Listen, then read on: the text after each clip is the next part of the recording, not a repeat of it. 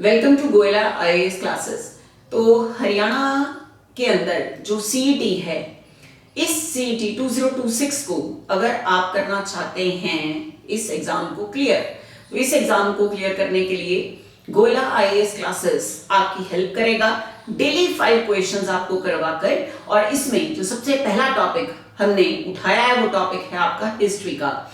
ये एक ऐसा सब्जेक्ट है जिस सब्जेक्ट के अंदर student most of the questions को छोड़ देते हैं, सिर्फ ये सोचकर कि ये टफ है सब्जेक्ट, इस सब्जेक्ट को करना बोर कर देता है स्टूडेंट को बहुत ज्यादा। तो बेटा ये चीज बिल्कुल दिमाग से आपने निकाल देनी है। जुड़िए आप गोयला आईएएस क्लासेस के साथ, और Goyla IAS classes already Haryana civil services के अंदर अपना जबरदस्त रिजल्ट देने के बाद स्टूडेंट्स की डिमांड के ऊपर हम लेकर आए हैं हरियाणा के सीईटी की प्रिपरेशन, जिसमें हम आपको कंप्लीट स्टडी करवाएंगे। जो आपका सिलेबस होगा वो आपको कंप्लीटली आपको बताया जाएगा, और डेली उस सिलेबस के बेस्ड होकर 5 क्वेश्चंस आपको डेली बताए जाएंगे, राइट जी। तो 5 क्वेश्चंस जो हम HCS 2026 को टारगेट करके हम करेंगे हिस्ट्री के, वो अभी आपके आज फर्स्ट लेक्चर है, तो इसमें जो ऑलरेडी प्रीवियस क्वेश्चन आपके पूछे गए हैं आज हम वो डिस्कस करेंगे, जिसमें टॉपिक रहेगा हमारा हिस्ट्री। और हिस्ट्री के मिक्स क्वेश्चन आज आपको मैं 5 क्वेश्चंस करवाऊंगी। कुछ क्वेश्चंस के साथ हम फॉर्मूलाज न्यूमोनिक्स बनाकर उन क्वेश्चंस को हम रिवाइज करेंगे। तो बेटा सबसे पहला क्वेश्चन है हमारा, consider the following statement on ancient history based on archaeological and literary sources। Archaeological का मतलब है जो हमें जमीन की एक्सकवेशन करने के बाद मिले एविडेंस, वो चीजें, और साथ में आगे लिटरेरी रिसोर्सेज। लिटरेरी सोर्सेज का मतलब क्या होगा, जो आपके लिटरेरी वर्क हैं, लिखित में जो चीजें हैं उसके बेस्ड होकर। तो ये क्वेश्चन आपका बोला गया है कि इन स्टेटमेंट्स को आपने एंशिएंट हिस्ट्री के अंदर इन स्टेटमेंट को आपने कंसीडर करना है उनके लिटरेरी सोर्सेज के बेस के ऊपर और साथ में आर्कियोलॉजिकल बेस के ऊपर। तो सबसे पहला स्टेटमेंट जो है हमारा वो है, it is quite likely that the Indus valley people recognise the importance of cow for its milk, dairy product and horse for its ability in warfare. तो सबसे पहले स्टेटमेंट के अंदर प्रॉब्लम यही है कि अगर मैं बात करूं इंडस वैली सिविलाइजेशन की, बेटा यहां पे काऊ जो है ये एविडेंस में ही नहीं थी। काऊ की जगह क्या था, जो आपका बुल था ये आपका एविडेंस में था, काऊ एविडेंस में नहीं थी। ठीक है, तो कहने का मतलब स्टेटमेंट के अंदर तो यही प्रॉब्लम आ गई सबसे पहले। दूसरा, the Vajapeya sacrifice was performed by the kings in later Vedic period to bestow dignity on the king. अब इसमें आप एक चीज देखो कि उस टाइम पर 4 टाइप के यज्ञास परफॉर्म करे जाते थे। कितने टाइप के? 4 टाइप्स के यज्ञास ये करे जाते थे परफॉर्म, ठीक है, जिसमें से एक था अग्निष्टोम, दूसरा था अश्वमेधा यज्ञ, थर्ड था वाजपेयी यज्ञ, और फोर्थ था राजस्व यज्ञ। ये आपके 4 तरह के यज्ञास होते, यज्ञ परफॉर्म करे जाते थे। अब ये जो क्वेश्चन है, इस क्वेश्चन में आपको उन 4 तरह के यज्ञास में से वाजपेयी यज्ञ की बात करी गई है। कौन सा यज्ञ? वाजपेयी यज्ञ जो है इसकी बात आपको पूछी गई है। तो वाजपेयी जो सैक्रिफाइस ये was performed by king perform करता था, कौन से पीरियड के अंदर? लेटर वैदिक पीरियड के अंदर। अब जरा लेटर वैदिक पीरियड अगर मैं इसकी बात करूं तो ये जो हमारी वैदिक एज थी, वैदिक एज, इस वैदिक एज को हम 2 पार्ट में करते हैं डिवाइड। एक है अर्ली वैदिक एज और दूसरा है लेटर वैदिक एज।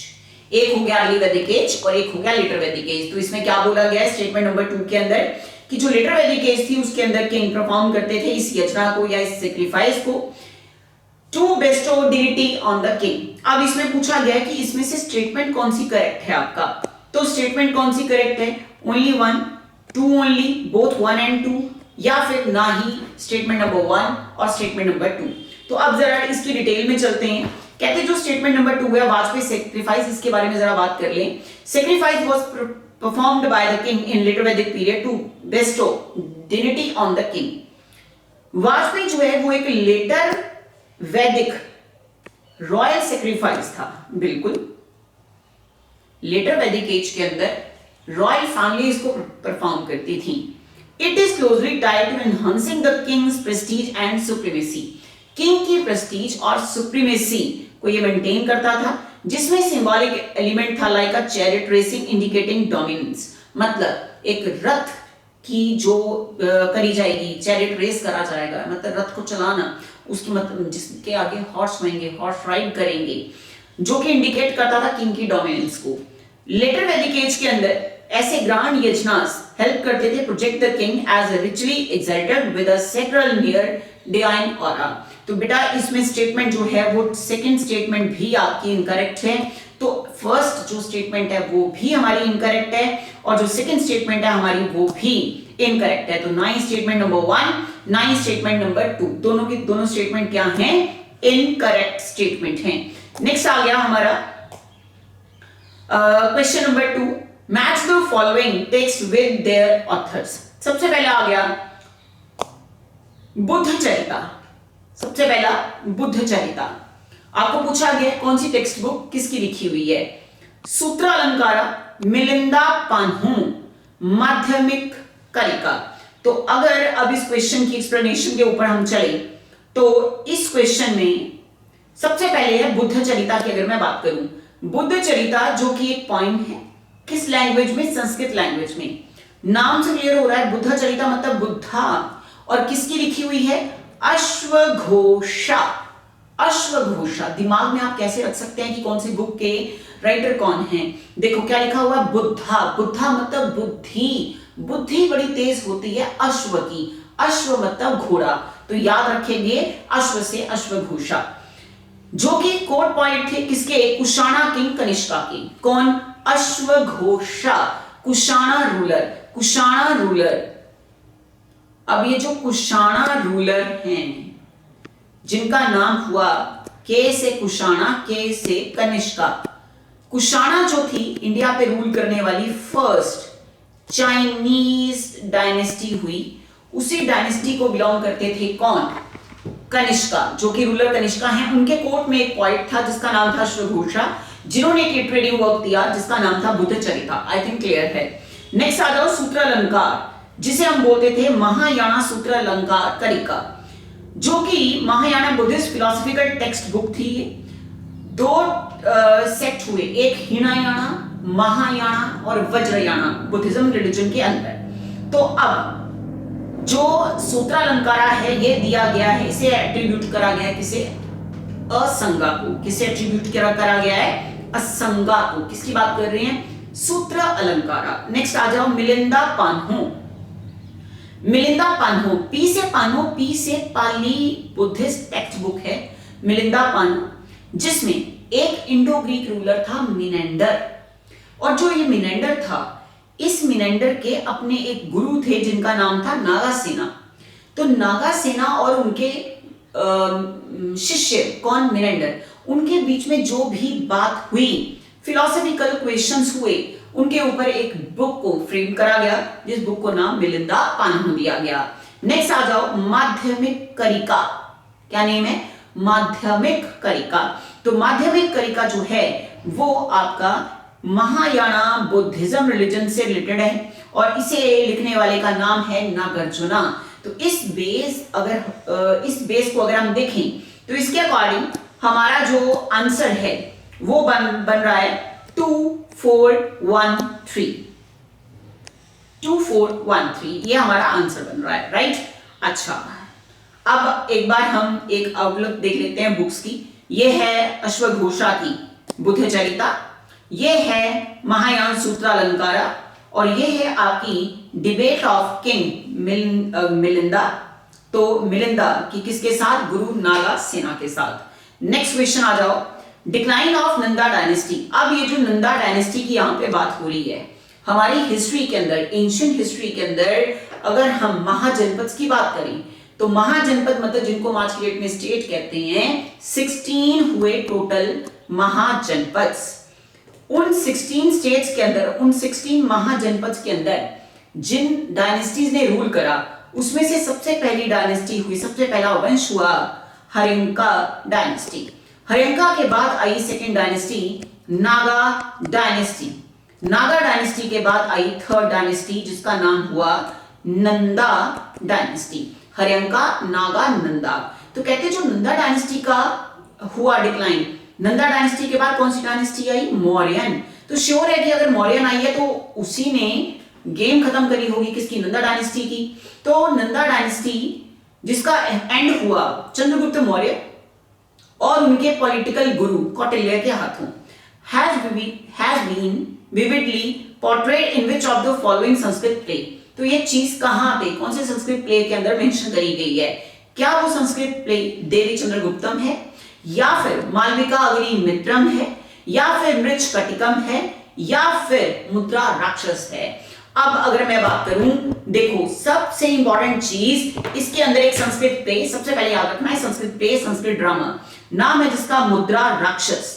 मुद्रा राक्षस एक वो प्ले था, एक वो ड्रामा था जिसके अंदर चंद्रगुप्त मौर्य को बार बार एक वर्ड के साथ डिनोट करा गया और वो वर्ड था कुलीन, राइट? तो इस क्वेश्चन का आंसर हमारा क्या हो गया? मुद्रा राक्षस। ये जो सारी चीज है ये आपकी मेंशन कहां करी गई है? मुद्रा राक्षस के अंदर इस चीज को एक्सप्लेन करा गया है। तो मुद्रा राक्षस है क्या? ऑलरेडी मैं आपको बता चुकी हूं, एक संस्कृत प्ले है। डिक्लाइन ऑफ नंदा डायनेस्टी के अंदर बताया हुआ है और बताया है कि मौर्यन एम्पायर एस्टैब्लिश हुआ था आफ्टर नंदा डायनेस्टी, और साथ में चीफ एडवाइजर और पॉलिटिकल गुरु चंद्रगुप्त मौर्य के, जिनका नाम हुआ कौटिल्य। तो इसे लर्न करने के लिए एक छोटा सा फॉर्मूला भी आप कर सकते हैं, JCB। J से जैनिज्म, C से चंद्रगुप्त मौर्य, B से हो गया इनके पॉलिटिकल गुरु भद्रबाहु। तो कहने का मतलब C से आ गया चंद्रगुप्त मौर्य। चंद्रगुप्त मौर्य का रिलीजन कौन सा था? तो J से आ गया जैनिज्म। चंद्रगुप्त मौर्य के जो स्पिरिचुअल गुरु थे उनका नाम क्या था? तो B से हो गया भद्रबाहु, राइट? और चंद्रगुप्त मौर्य के पॉलिटिकल गुरु कौन हो गए? चाणक्य। ये चाणक्य वही हैं जिन्हें आप इतिहास के अंदर कौटिल्य के नाम से जानते हैं, राइट? चलो अब कहते हैं विशाखादत्त ने इस बुक को लिखा था, और कब लिखा था? 4th सेंचुरी के अंदर लिखा था, मोस्ट इंपॉर्टेंट। अब ये जो चारों पांच में चीजें आपको मैंने बताई हैं एग्जाम के लिए मोस्ट इंपॉर्टेंट हैं, जो भी इन फ्यूचर एग्जाम आने वाले हैं उसके लिए मोस्ट इंपॉर्टेंट चीजें, इसलिए ध्यान से इस क्वेश्चन को आपने कवर करना है। नेक्स्ट आ जाओ, कौन से ऐसे फॉरेन ट्रेवलर थे जिनके टाइम पे Harshavardhana could not subdue Badami Chalukyans Pulakeshin second? किस फॉरेन ट्रेवलर ने इस चीज को स्टेट करा कि Harshavardhana could not subdue Badami Chalukya Pulakeshin two? तो पुलकेशिन टू को सबड्यू नहीं कर सकते, ये किसने मेंशन करा? फाहेन ने, या ह्यूनसांग ने, यिजिंग ने, या फिर अल-बरूनी ने? तो आंसर ह्यूनसांग ने। ये ह्यूनसांग थे कौन? एच से हो गया ह्यूनसांग, एच से हो गया हर्षवर्धन। तो हर्षवर्धन के टाइम पर एक चाइनीज ट्रेवलर जो विजिट करते हैं उनका नाम हुआ क्या? ह्यूनसांग। कहां से आए थे? चाइना के ट्रेवलर थे, चाइनीज ट्रेवलर थे। कौन? ह्यूनसांग। तो उनकी बात करी गई है। तो ह्यूनसांग जो कि एक चाइनीज बुद्धिस्ट यात्री थे जिन्होंने विजिट करा इंडिया को हर्षवर्धन के टाइम पे, उनका एक अकाउंट था सीयू की। इस सीयू की बुक के अंदर उन्होंने मेंशन करा military power of the Chalukya king. Chalukya king जो कि कौन थे? पुलकेशिन सेकंड।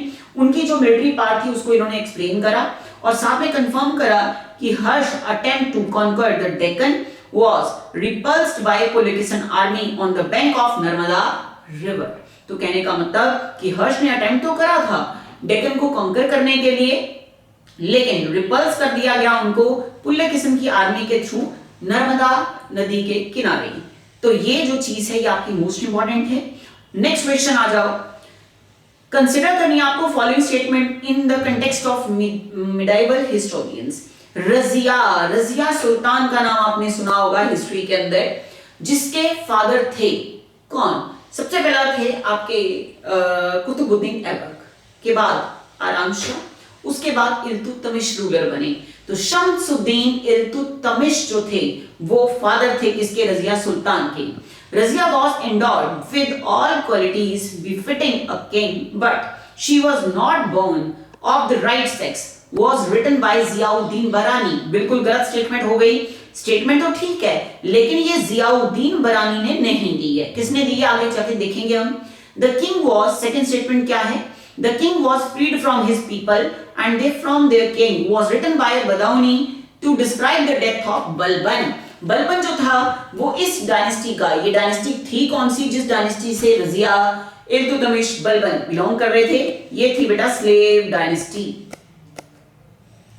दूसरा नाम दास डायनेस्टी, तीसरा नेम इस डायनेस्टी का मामलुक डायनेस्टी।